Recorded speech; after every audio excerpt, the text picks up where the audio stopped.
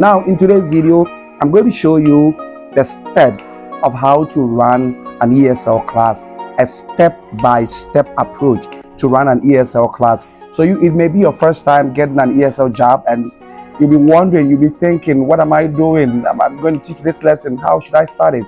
How should I go about it? This lesson is going to take you through it and videos that I did practically, so you guys can watch and then know the steps that it follows. So guys, consider subscribing to this channel, and I tell you, it's really going to be a blessing to you. Subscribe now, like, comment, and share the videos. Guys, let's take into it. If it's your first time coming into contact with my channel, my name is Kwekusi Kenya Brante. I come from Ghana, a country with English as the official language, and my only guide is to help as many people to be able to come and teach successfully abroad, whether Asia, whether Europe, wherever. My guide is to help as many people as possible, and that's what I've been doing. So guys, if today is your first time, I can help you, I can guide you, I can take you through the process, step-by-step process. So step number one, what you need to know that as an ESL teacher, your job is to get a case speaking. That is what you do. So most of the times, most of these classes have a teacher. They already have a teacher. Even sometimes they have an English teacher who takes them through other classes, maybe writing, maybe it's grammar and other aspect of English. So your job as an ESL teacher is to get the kids to speak well, to speak and speak well. And so in your class, you should be able to make the kids speak as many times as possible. That is your job. The kids should, and then you correct their pronunciation, what they get it wrong. There are some of the words that, because of the Vietnamese structure, language structure, some words are very difficult for them to pronounce. Example, a word like fish, they tend to pronounce it as fish. So you pay attention to such words, and then words that ends in K, like pink. You say pink. You need to focus on such words and ensure that these kids can pronounce them correctly. And we have words like end with D, or let's say S, DS. Yes, exactly. They tend to, so for example, good, or what like good, they tend to pronounce as goose. It's supposed to be good. So good, or so they will say goose. I think it's because of their language structure. I think I will make a video on some of those words that teachers should watch out to. Today I'm coming to take you through the lesson, the structure of an ESL lesson. So number one of an ESL lesson for every teacher is, so if it's your first time going into the class, the first number one you do is you introduce yourself, you let the kids know where they come from. And so what I do is when I enter into any class, I greet them, I let them know where I come from, because if you don't let them know, they will still ask you. So you need to tell them where you are from, sometimes how old are you, sometimes even when you have a girlfriend, you need to tell them, because they will ask you. In this part of the country, I think kids, we have the privilege to ask all those questions, so you need to tell them. So I tell them, I even write on a board, then when I'm done, I will ask them questions to get to know them better. So that's the first thing I'll do if I'm a new teacher. Then the next thing I do is to set rules for the kids. I set rules for the kids. Yeah. I set rules for the kids. So if you don't set rules for them, they are going to set rules for you. And so you need to set rules for them. So some of the rules is that keep quiet. When teacher speaks, don't speak. Sit well. You know, some rules. You need to, maybe I have to do another video too on rules, how to set classroom rules. So after setting the rules, now you move on to the lesson. Now the next thing, or let's say the first thing, so that is if it's your first time coming into contact with the class. But if it's a regular class, then those things are not really needed. So the first thing is a warm-up song. The first thing is a warm-up song for ESL kids. So you get them a warm-up song to ginger them, to usher the kids into the lesson you are going to teach them.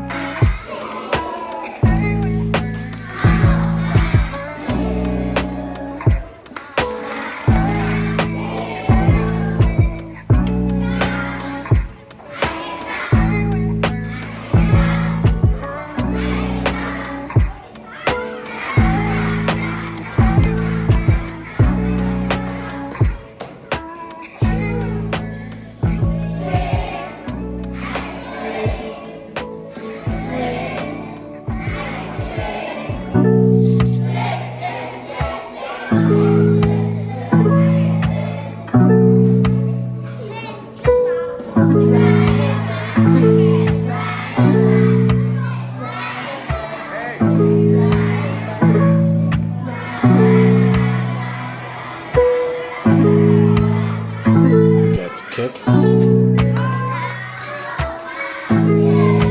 what I do is I select my warm-up songs critically. I see that very critical because I see it is the easiest way to make kids speak and even make kids acquire a second language. And so warm-up song, for instance, hello, what's your name? My name is Yosi, my name is Anna. Nice to meet you. That is one of the songs I teach kids a lot, and I get them to practice one-on-one. And so by the time we are done, kids are able to go like, hello, how are you? My name is, nice to meet you. And it sticks with kids. So select warm-up songs very well. Don't just select any song that will just make kids dance and get tired and that's it. No. Warm-up songs should have an impact on the kids. That's what I think and that's what I do. So warm-up song is number one. Now when you are done with the warm-up song, the next thing is to revise the previous lessons. You revise the previous lesson you had with the kids. So for instance, in this class, I taught them pets. And so before I started the class, I started with a revision. So they tell me the kinds or the types of pets they know. And so kids voice out. Then it tells me that, or it convinces me that kids have understood the previous lesson I did. So that's the next thing. Now the next thing is to now move into the topic for the day. So what I'm going to teach after convincing me that they've understood what I taught the previous week or the last time, then now I move into the new topics for the day. Then I start that topic, introduce the topic. Now, what I do is I mostly introduce my topics with songs. So for instance, if I'm teaching the weather, how is that? There's a song I play. How is the weather? How is the weather today?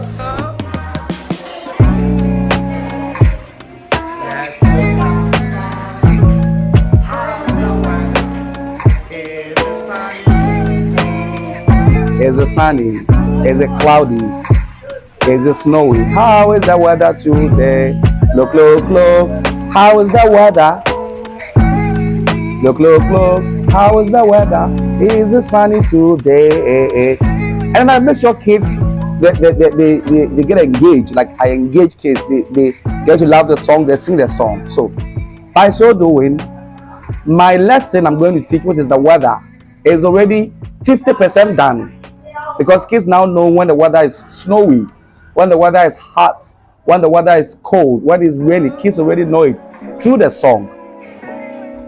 And so my work is halfway done.